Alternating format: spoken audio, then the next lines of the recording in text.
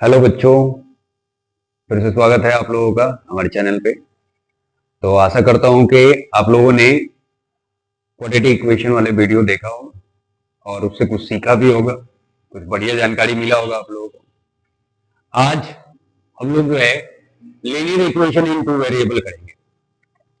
Linear equation in two variable मतलब दो variable वाले रैखिक समीकरण क्या होता है, इसका मतलब है ना। और एक्स वाई के फॉर्म में कैसे आप जो है उसको बढ़िया से बेहतर तरीके से आप उसको सॉल्व कर सकते हो, है ना। इस पूरी प्रक्रिया को समझते हैं। ठीक है, डिफरेंट मेथड्स क्या क्या हो सकते हैं उनको समझते हैं। चलो आ जाते हैं, देखते हैं। देखो, पहला क्या है कि लीनियर इक्वेशन जो है किस फॉर्म का होता है। तो पहले फॉर्म की बात करते हैं। कोई भी इक्वेशन आप लिखते हो, है ना, कोई लीनियर इक्वेशन लिखते हो, लीनियर का मतलब क्या होता है पहले तो यही समझना है। तो लीनियर का मतलब होता है जिसका डिग्री क्या हो, एक हो। जिसका डिग्री क्या हो, एक। अब देखो यहां हमने पहले से एक इक्वेशन लिखा हुआ है। क्या लिखा हुआ है, a x plus b y plus c equals to 0। अब इस फॉर्म का जो भी इक्वेशन रहेगा, अब यहां देखो वेरिएबल हम लोग मानते हैं, यहाँ पे वेरिएबल कौन है, एक्स है, और वेरिएबल कौन है, वाई। बाकी ए बी और सी क्या है, कांस्टेंट है। अब ये कांस्टेंट कोफिशिएंट ए और बी को बोलेंगे, और सी क्या है, कांस्टेंट। जहां वेरिएबल कौन है, एक्स है, और कौन है, वाई है। ठीक है। अब इनका पावर जो है, डिग्री है क्या, 1। अब डिग्री 1 है तो लीनियर, मालूम है आपको। एक्स क्या है, डिग्री कुछ नहीं है, 1 है, लीनियर हो गया। एक्स स्क्वायर डिग्री क्या है, 2 है, क्वाड्रेटिक हो गया। एक्स टू पावर 3 डिग्री क्या है, 3 है, क्यूबिक हो गया, है ना। तो इस फॉर्म में जिसका डिग्री 1 होता है और उसको क्या बोलते हैं, लीनियर बोलते हैं। अब बात को समझना, वेरिएबल। अब लीनियर वाले में वेरिएबल कितना है इस पर डिपेंड करता है उसका सॉल्यूशन कितना। बात समझ में आया? या सॉल्यूशन निकालने के लिए आप ऐसे सोचो कि अगर आपको सॉल्यूशन निकालना है, एक वेरिएबल दिया हुआ है, फॉर एग्जांपल ले लेते हैं x प्लस 5 इक्वल्स टू 8 दिया हुआ है। x प्लस 5 इक्वल्स टू क्या दिया हुआ है, 8 दिया हुआ है। तो आप क्या करोगे, आप करोगे ये कि x is equal to 8 minus 5। आपका आंसर आ जाएगा x इज इक्वल्स टू 3। तो ये x इक्वल्स टू 3 है ना, आपका डेटा निकल गया। सिर्फ कितने इक्वेशन से, सिर्फ यही एक इक्वेशन चाहिए था इसको निकालने के लिए। क्यों, वेरिएबल एक था। वेरिएबल कितना था, एक था, एक इक्वेशन से निकाल सकते हो आप। अब अगर कह दे वेरिएबल दो है ना, जैसे लिख देता हूं x plus y equals to 10। x plus y equals to क्या, 10। अब यहां कितना वेरिएबल बताओ, दो। अब इसको क्या x और y का वैल्यू इसी इक्वेशन से निकाला जा सकता है, नहीं। बहुत सारे सॉल्यूशन हो सकते हैं इसको, इसके सॉल्यूशन बहुत सारे हो सकते हैं। जैसे मान लो x का वैल्यू 2 रखेंगे तो y का वैल्यू कितना रखना होगा, 8। x का वैल्यू 1 रखेंगे तो y का वैल्यू 9।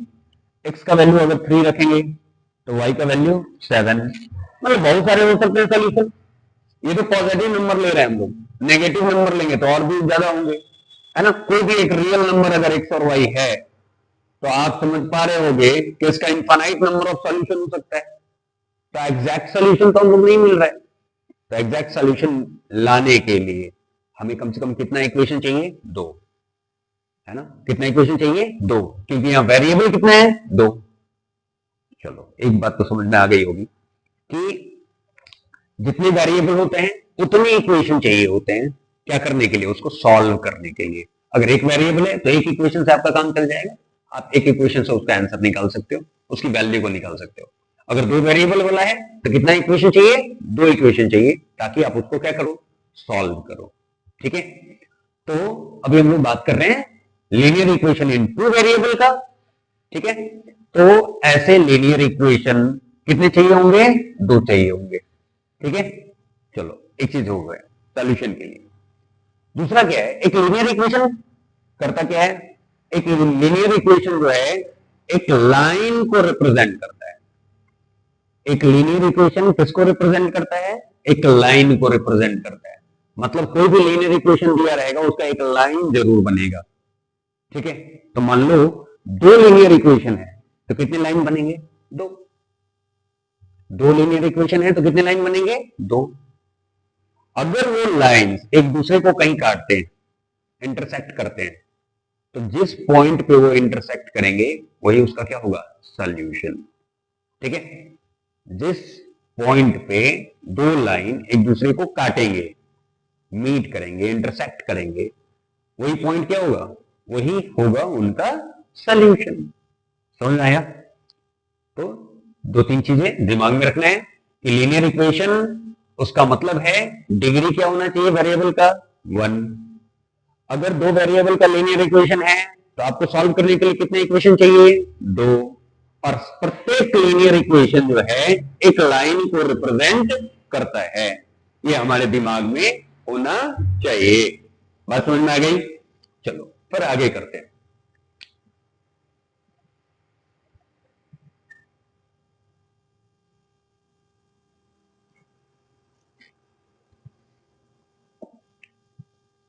चलो, अब हमने यहां लिया है दो इक्वेशन, हमने यहां लिया है दो इक्वेशन। ठीक है, इसको समझो।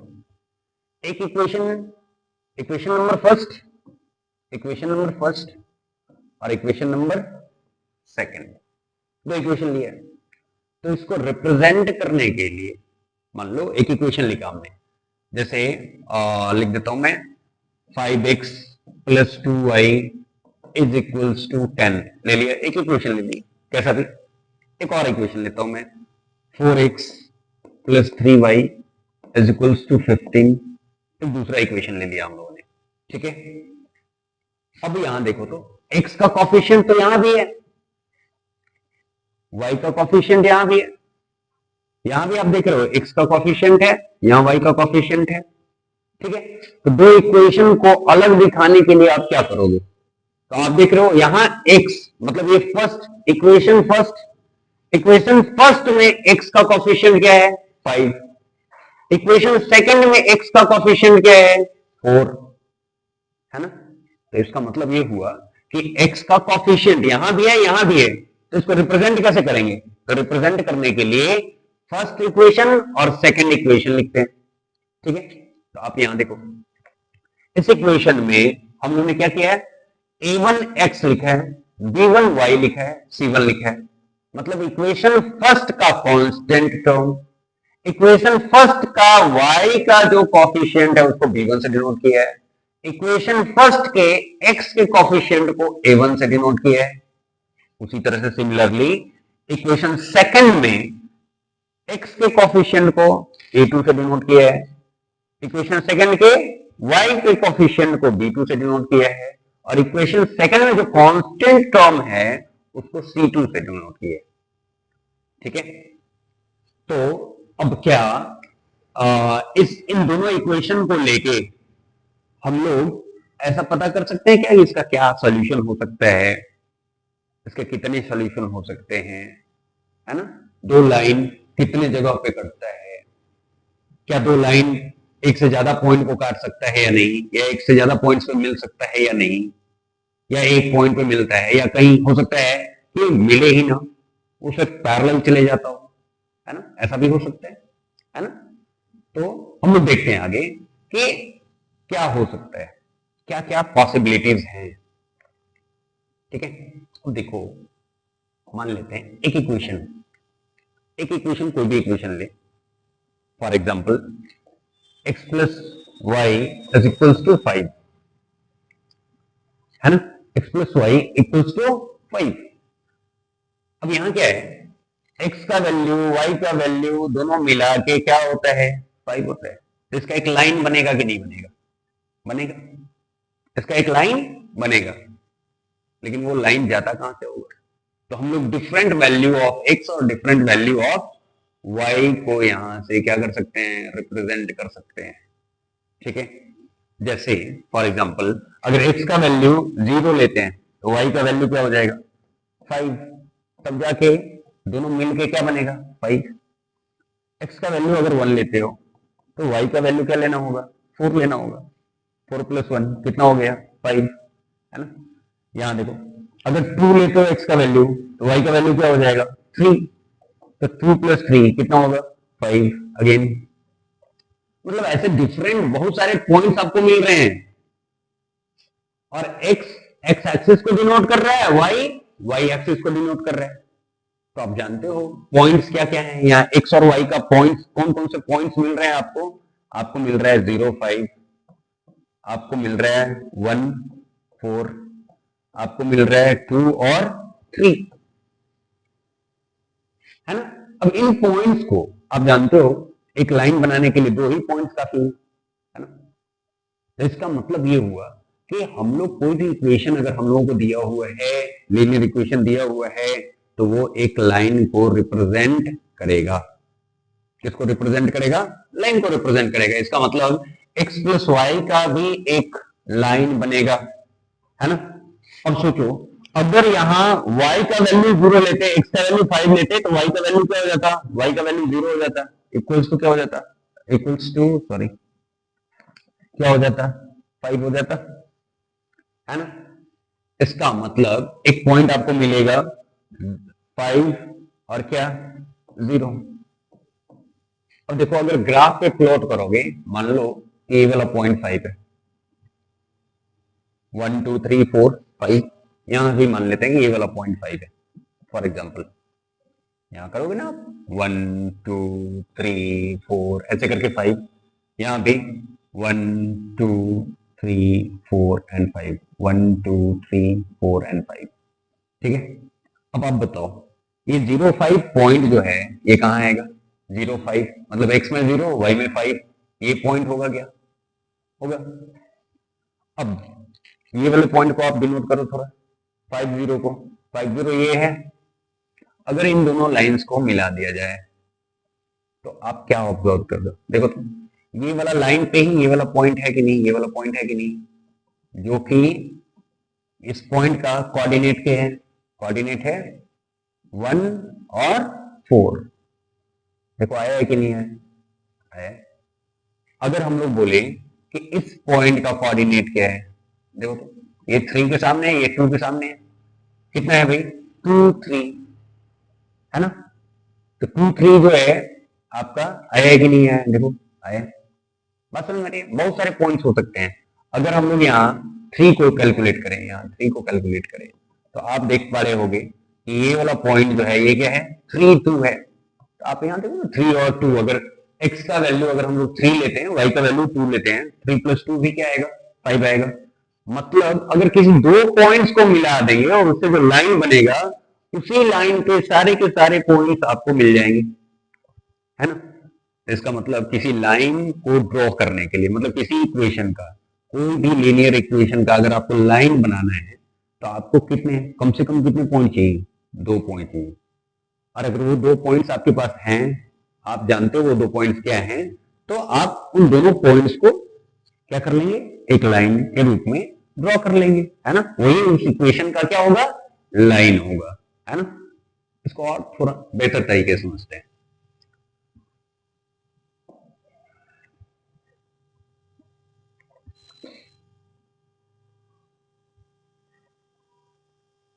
चलो 1 मिनट हम लोग आएंगे, चलो यहाँ पे हम लोग एक बेहतर तरीके से इसको क्या कर सकते हैं, समझ सकते हैं।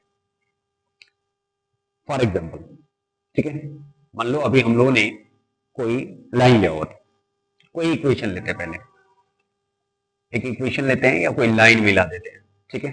अब देखो यहाँ पहले से ही एक ग्राफ हम लोगों ने लेके रखा हुआ है, ठीक है। इन ग्राफ्स में कोई भी एक इक्वेशन लेते हैं, उस इक्वेशन से हम उसको सॉल्व आउट करने का प्रयास करते हैं। थोड़ा देखते हैं, x plus y is equals to 5, ठीक है। x plus y equals to 5, अभी एक इक्वेशन लिया था हम लोगों ने, x plus y equals to 5, और एक इक्वेशन लेता हूं मैं x plus 2y, x plus 2y is equals to 7 लिखता हूं मैं, कितना लेता हूं 7। अब देखो, इससे कोई 2 पॉइंट निकाल लेता हूं मैं, इस इक्वेशन से कोई 2 पॉइंट्स लेता हूं, है ना। अब इस पॉइंट्स को थोड़ा देखना, क्लैरिफाई करके देखना। यहां से अगर x का वैल्यू, यहां देखो ध्यान दो, अगर यहां से x और y की कुछ वैल्यू रखता हूं मैं, मान लो x का वैल्यू अगर 1 रखता हूं, तो y की क्या वैल्यू होगी ताकि ये 5 हो जाए? जाहिर सी बात है 4, है ना। x का 2 वैल्यू रखता हूं मैं, y की क्या वैल्यू रखना पड़ेगा मुझे? कितना रखना पड़ेगा? 3, है ना। तो 2 पॉइंट इस इक्वेशन के लिए मिला हमको, 2 पॉइंट हमने निकाला, ठीक है। इसमें ही कर सकते हो आप, इसका कर लो, ये x और y के फॉर्म में, है ना। अगर x का वैल्यू यहां 1 रखते हो आप, तो y का वैल्यू क्या रखना पड़ेगा आपको? 3 रखना पड़ेगा, तब ना होगा। यहाँ 1, तो ये अगर 3 रखोगे तो 2 गुने 3 कितना हो जाएगा? 6, 6 और 1 कितना हो गया? 7। तो यहां ले सकते हो आप कितना, x का वैल्यू 1 रखे, y का वैल्यू कितना आया? 3 आया। हम लोग x का वैल्यू 3 रख लेते हैं, x का वैल्यू कितना रख लेते हैं? 3। अगर इसका वैल्यू 3 है तो ये कितना होना चाहिए? 2 इंटू 2, 4 होना चाहिए। तो y का वैल्यू क्या रखा हमने? 2 रखा, 2 रखा, ठीक है। तो यहां से 2 पॉइंट मिला। अब थोड़ा इनको प्लॉट करते हैं, इसको इसको पहले प्लॉट करते हैं, x plus y equals to 5 वाले को पहले प्लॉट करते हैं। देखो पॉइंट्स कौन कौन से हैं। पहला पॉइंट है 1 और 4। पहला पॉइंट क्या था? 1 और 4। हम लोग यहां लेते हैं 1 4, ये वाला पॉइंट होगा क्या? दिख रहा है।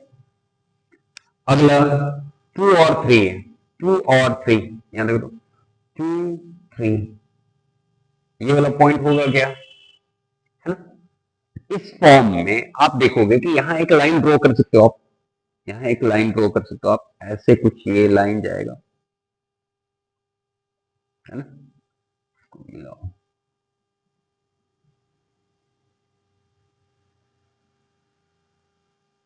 देखो आप ऐसे ये लाइन जाएगा, ठीक है।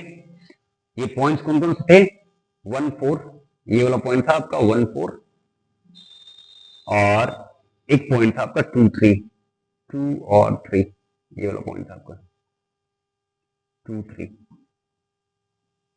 है ना। और देखो थोड़ा दूसरे इक्वेशन के लिए जाओ, इस इक्वेशन का 1 और 3, 1 3, 1 3 ये है, और फिर क्या है? 3 2, 3 2, ये देखो ये, है ना। ये तो ऐसे ही कट रहा है ना। तो आप यहां से क्या कह सकते हो भाई? यहां सिंपली क्या कह सकते हो कि ये लाइन ऐसे करके कटते हुए जाएगा, ठीक है। ये लाइन ऐसे करके कटते हुए जाएगा आपका, है ना, ऐसे कटते हुए जाएगा, सिंपल सी बात, ठीक है।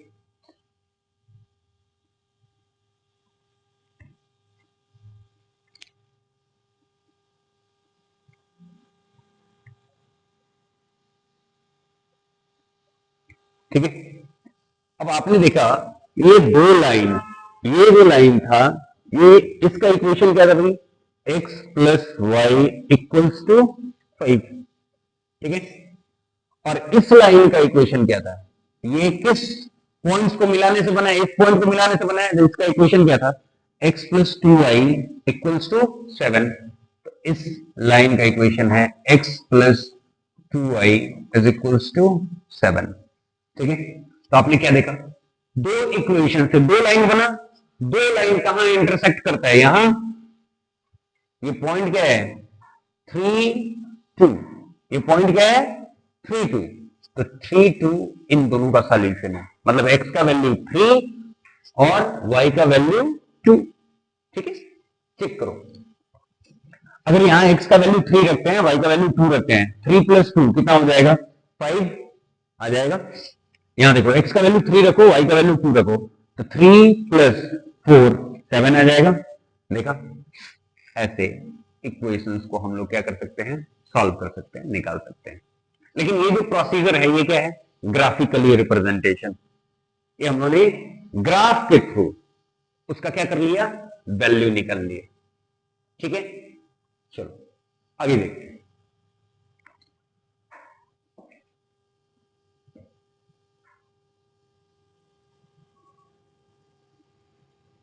अब देखो तो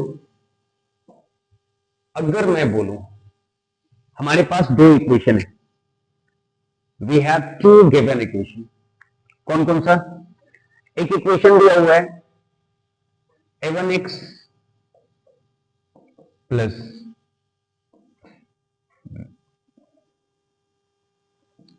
b1y plus c1 is equals to 0।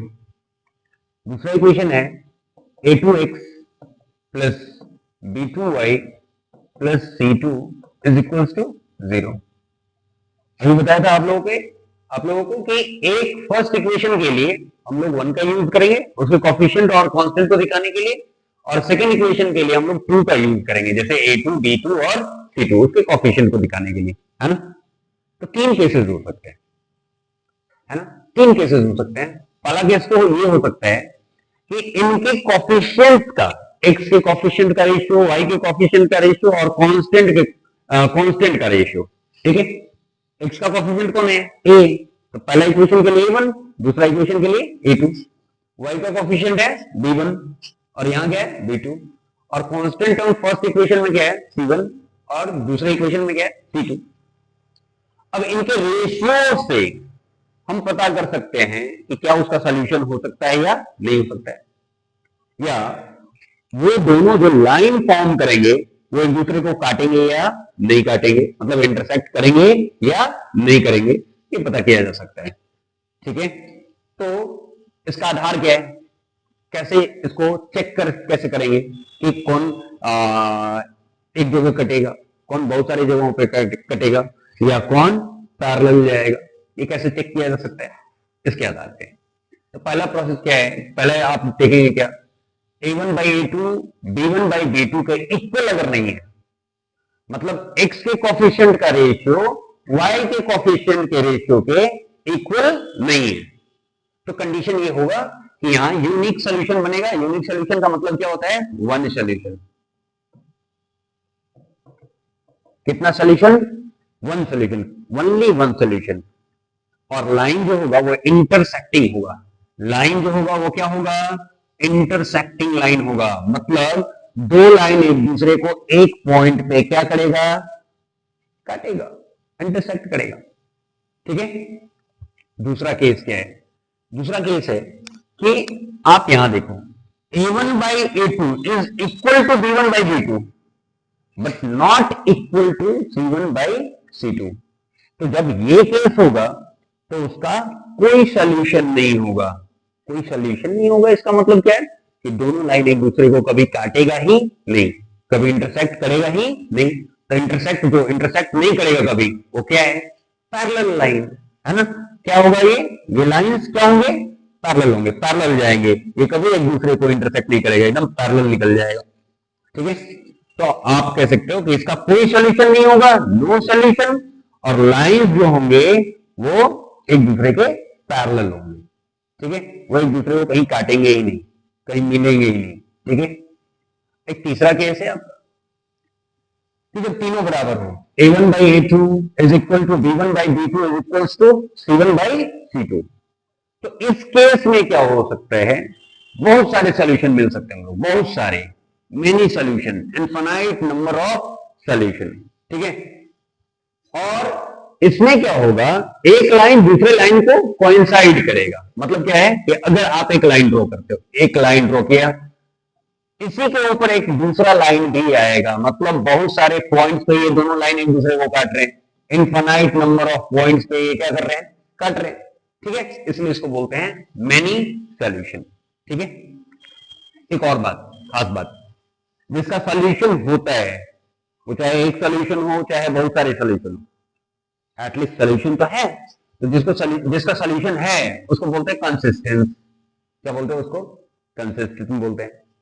और जिसका सॉल्यूशन नहीं है ही नहीं, उसको क्या बोलते हैं बेटा? इनकंसिस्टेंट, ठीक है। मतलब ये सॉल्यूशन अगर है, चाहे यूनिक सॉल्यूशन हो, मतलब वन सॉल्यूशन हो, चाहे मेनी सॉल्यूशन हो, तो उसको क्या बोलेंगे? कंसिस्टेंट। क्या बोलेंगे? कंसिस्टेंट। और जिसका कोई सॉल्यूशन नहीं है, एक भी सॉल्यूशन नहीं है, मींस लाइन क्या है? पैरेलल है, कभी मिलेगा ही नहीं मिलेगा, तो क्या होगा, सोल्यूशन नहीं होगा, तो इसको क्या बोलेंगे, इनकंसिस्टेंट। ठीक है, बात समझ में आ गया। तो दो लाइन इन्हीं तीन तरीकों से अरेंज किए जा सकते हैं, या तो वो एक दूसरे को काटते हैं, या तो एक ही लाइन पे दूसरा लाइन कोइंसाइड करेगा, या तो पैरेलल जाएगा दो लाइन, और ये एक दूसरे को कभी नहीं काटेगा। एक जगह काटेगा, वन सोल्यूशन, अगर लाइन कोइंसाइड करता है मेनी सोल्यूशन, और अगर पैरेलल जाता है नो सोल्यूशन। समझ में आ गया? चलो आगे बढ़ते हैं।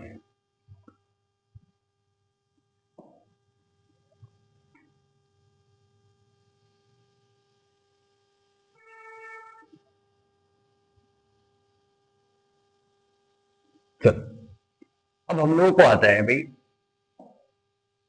क्या, कि अगर ये दो लाइन का इक्वेशन दिया हुआ, मतलब दो लीनियर इक्वेशन दिया हुआ, तो दो लीनियर इक्वेशन को क्या ग्राफिकली सॉल्व किया जा सकता है? सिर्फ ग्राफ बना के फिर उसके बाद सॉल्व किया जा सकता है क्या? नहीं, ऐसा तो नहीं। ठीक है, इसको सॉल्व करने के एक प्रोसेस तो है आपका ग्राफिकली, तो हम लोग देख रहे थे कि ग्राफ बना के और जहां लाइन कट रहा था वो उसका सोल्यूशन हो गया। ठीक है, तो एक ग्राफिकली है। ग्राफिकली के अलावा सॉल्व करने के जो तरीके हैं वो क्या है, एलिमिनेशन, सब्स्टिट्यूशन, और क्या है, क्रॉस मल्टीप्लीकेशन, है ना। तो क्रॉस मल्टीप्लीकेशन तो बाबू आप लोगों को 2 साल से आई नहीं रहा, है ना, पिछले बार से, है ना, उसके पहले भी, सॉरी, कोरोना के बाद से आपका क्रॉस मल्टीप्लीकेशन जो है आपका क्या हो गया, डिलीटेड हो गया, तो आ नहीं रहा। ठीक है, हालांकि प्रोसेस होती है। हम लोग चर्चा करेंगे यहाँ दो, एलिमिनेशन का और किसका, सब्स्टिट्यूशन का। ठीक है, मतलब समझ लेते हैं ना पहले कि एलिमिनेशन का मतलब क्या होता है, सब्स्टिट्यूशन का मतलब क्या होता है। एलिमिनेशन का मतलब है एलिमिनेट कर देना, है ना। एलिमिनेट कर देना मतलब क्या है, निकाल देना, उसको हटा देना। मतलब में सब्स्टिट्यूशन का मतलब है किसी के जगह पे किसी को रख देना, मतलब उसकी वैल्यू को रख देना। ठीक है, तो समझ में आ गया होगा कि एलिमिनेशन में हटाना है, उसको निकाल देना है। ठीक है, और सब्स्टिट्यूशन में क्या करना है, उसके जगह पे उसके वैल्यू को रख देना है ना। तो दो इक्वेशन लेते हैं सीखने के लिए, है ना। चलो लेते हैं, let x plus y equals to 14, एक इक्वेशन लिया है, साधारण सा सिंपल सा इक्वेशन लिया ताकि आपको समझ में आए। ठीक है, और एक इक्वेशन लेता हूं मैं, x minus y is equal to 4। ठीक है, सिंपल सा एक इक्वेशन लिया। अब क्या है कि अगर x और y को जोड़ने पे क्या होता है, 14 आता है, ये इक्वेशन फर्स्ट है। x और y को माइनस करने पे क्या आता है, 4 आता है। x में से y घटाने में क्या आता है, 4 आता है। इसको इक्वेशन सेकंड। अब थोड़ा सोचो आप, अगर इन दोनों इक्वेशन को ऐड कर दिया जाए, यहां देख रहे हो आप y पॉजिटिव है, यहां y क्या है, नेगेटिव है, तो आप जानते हो कि अगर इन दोनों इक्वेशन को ऐड करेंगे तो पॉजिटिव नेगेटिव होने की वजह से एलिमिनेट हो जाएगा, कट जाएगा, है ना। तो होगा क्या, सिर्फ y कट जाएगा तो सिर्फ क्या आएगा, x आएगा, और इसकी वजह से आपको x की वैल्यू मिल जाएगी, है ना। तो करते हैं ना, तो यहां अगर आप एडिशन करोगे तो साइन चेंज नहीं होगा, तो ये कट जाएगा आपका, ये हो जाएगा 2x इज इक्वल्स टू कितना हो जाएगा, 18, x इज इक्वल्स टू 9 आ जाएगा क्या, देखा x का वैल्यू निकल गया ना। अब किसी इक्वेशन में फर्स्ट में या सेकंड में x की वैल्यू 9 अगर वहां रख दी जाती तो y का वैल्यू निकल जाता कि नहीं, निकल जाता। ठीक है, समझ में आया, मतलब एलिमिनेट करने के प्रोसेस को ही क्या बोलते हैं, एलिमिनेशन। दूसरा है सब्स्टिट्यूशन। तभी क्या इक्वेशन लिया था हम लोगों ने, x plus y equal to 14, और एक लिया था x minus y equal to 4। ठीक है, वापस देखो, अगर मैं लिखता x minus y equals to 4, तो हम लोग यहां से क्या लिख सकते थे, x equals to 4 plus y लिख सकते थे, x is equal to 4 plus y. और दूसरा इक्वेशन क्या दिया हुआ था आपका, x plus y equals to 14 दिया हुआ था। अब देखो यहाँ जो x दिया हुआ है, x का वैल्यू जो हम लोगों ने निकाला है 4 प्लस वाई, अगर इसकी जगह यहां रख दूं 4 प्लस वाई, है ना, ये तो x की जगह रखा ना, फिर ये y इक्वल्स टू कितना 14, ठीक है। तो होगा क्या यहाँ, होगा ये 2y इधर आ जाएगा और 4 उधर घट जाएगा, तो आपका वैल्यू क्या आएगा, आपका वैल्यू यहां से आपका बन के आएगा क्या, 2y is equals to 10, y is equals to कितना हो जाएगा 5। देखा, y का वैल्यू आ गया 5। अगर आप इस y को यहां रख दोगे, 4 x का वैल्यू निकल जाएगा 4 प्लस 5 कितना 9, है ना। तो हम लोग कह सकते हो इस फॉर्म में हम लोग इक्वेशंस को क्या कर सकते हैं, सॉल्व कर सकते हैं, बहुत ही आसान तरीके से, समझ गए। और कोई दिक्कत हो तो मेरे को मैसेज जरूर करना, कहीं समझ में नहीं आता है तो मेरे को मैसेज जरूर करना। चलो देखो, तो ये तरीका एलिमिनेशन और सब्स्टिट्यूशन हम लोगों को जानना था और यही प्रोसेस के थ्रू आपको बनाना है। पहले क्या होता था ना, पहले क्वेश्चंस दिया जाता था और उसमें बोल दिया जाता था या मेंशन कर दिया जाता था, है ना, कि क्रॉस मल्टीप्लाई मेथड का यूज करके और दो लीनियर इक्वेशंस को सॉल्व करें। अब क्या हो रहा है ना कि क्रॉस मल्टीप्लीकेशन मेथड ही आपको क्या कर दिया गया है, हटा दिया गया है ना। क्यों, ताकि आप जो है उस तरह के क्वेश्चंस को, जो क्वेश्चंस वैसे आते थे उस तरह के क्वेश्चंस को हटा दिया गया, इसलिए आप कह सकते हो क्रॉस मल्टीप्लीकेशन मेथड आपको क्या है, डिलीटेड है, ठीक है। ऐसा नहीं है क्रॉस मल्टीप्लीकेशन मेथड का कोई यूज ही नहीं है, यूज है, आप सीखने के लिए सीख सकते हो, ठीक हो, ठीक है, उसको मैं बाद में सिखा दूंगा। चलो आगे जानते हैं इन सब का यूजेस कैसे करना है और क्या उपयोगिता है उसका, ये सीखते हैं हम लोग। देखो यहां क्या दिया हुआ है, यहां एक क्वेश्चन दिया हुआ है, क्वेश्चन है find the value of k for which the system of equation kx plus 2y equals to 3 and 3x plus 6y equals to 10 has unique solution। अब ये यूनिक सॉल्यूशन का मतलब क्या है, यूनिक सॉल्यूशन का मतलब है वन सॉल्यूशन।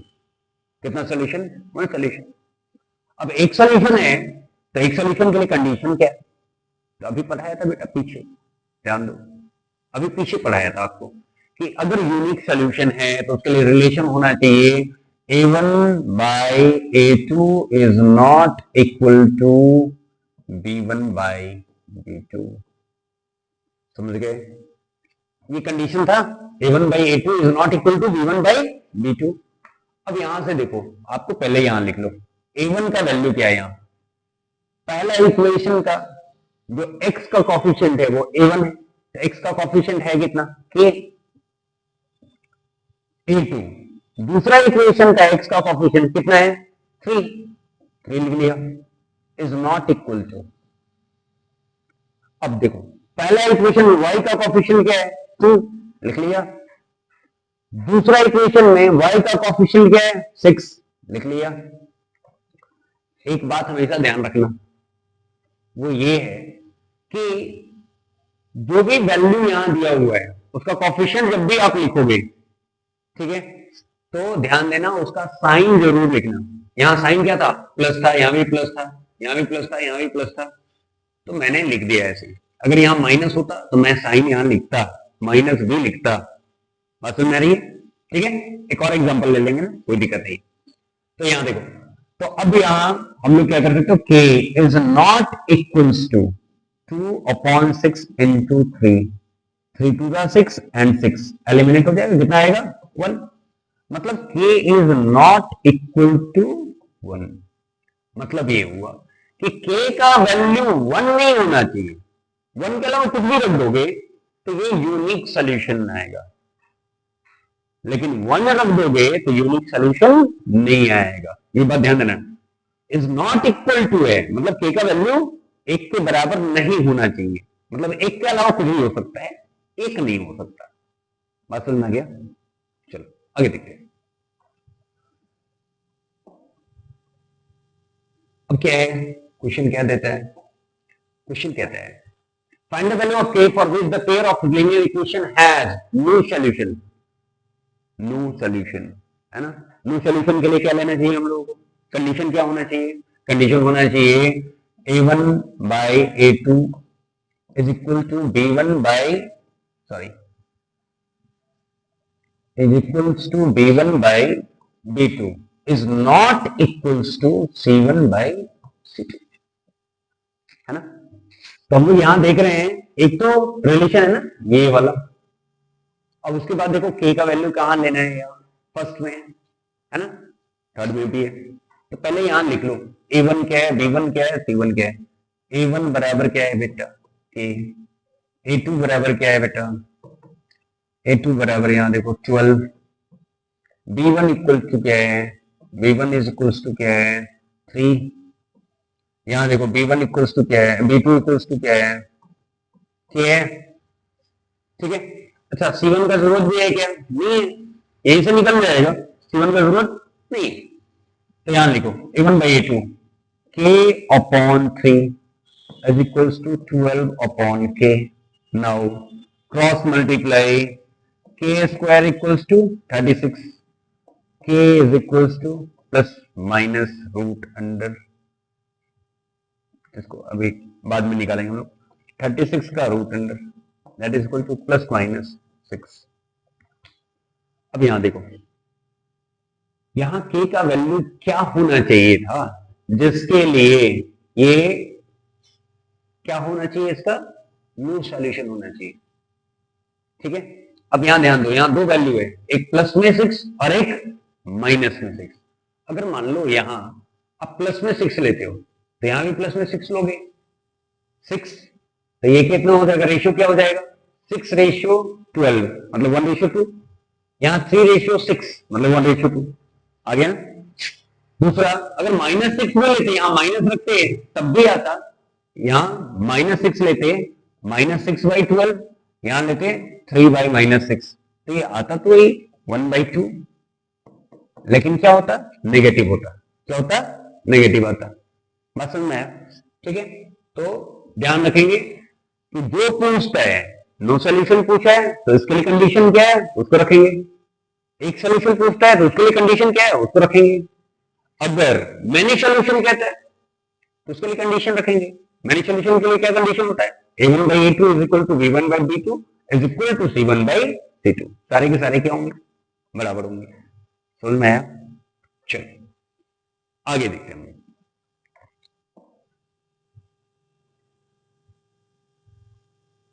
अब यहां देखो मिनी सॉल्यूशन का एक क्वेश्चन आ रहा है, देखो ये सारे क्वेश्चन इसलिए ले रहा हूं ताकि हर एक क्वेश्चन का प्रैक्टिस हो जाए बस, है ना, और सब टाइप का क्वेश्चन जब प्रैक्टिस हो जाता है ना तो एक कॉन्फिडेंट बिल्ड होता है, नहीं मैं कर लूंगा, है ना, आप भी कर सकते हो। चलो देखते हैं क्या लिखा हुआ है, find the value of k for which the system of equation has infinite many solution, ठीक है, बहुत सारा सॉल्यूशन है इसका, इसका मतलब कंडीशन ये होना चाहिए a1 by a2 is equal to b1 by b2 is equal to c1 by c2, ठीक है।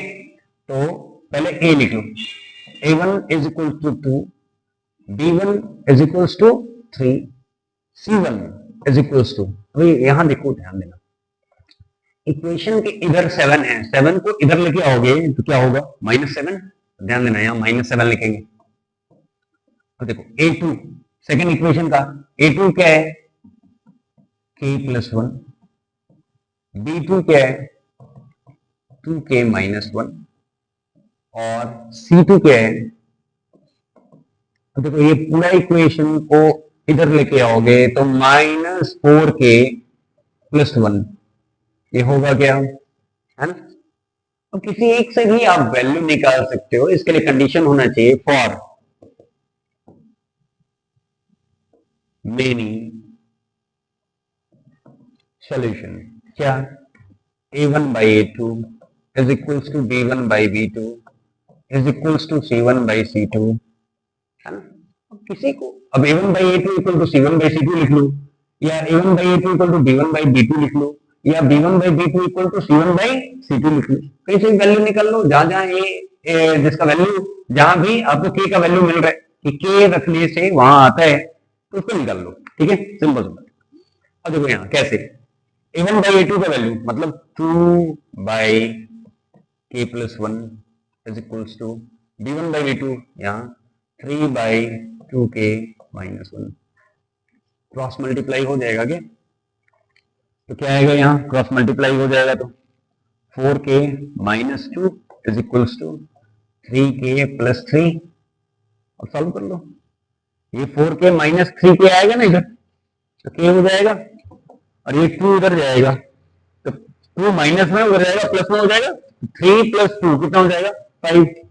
k का वैल्यू क्या आना चाहिए 5 होना चाहिए। बात समझ में आ गया?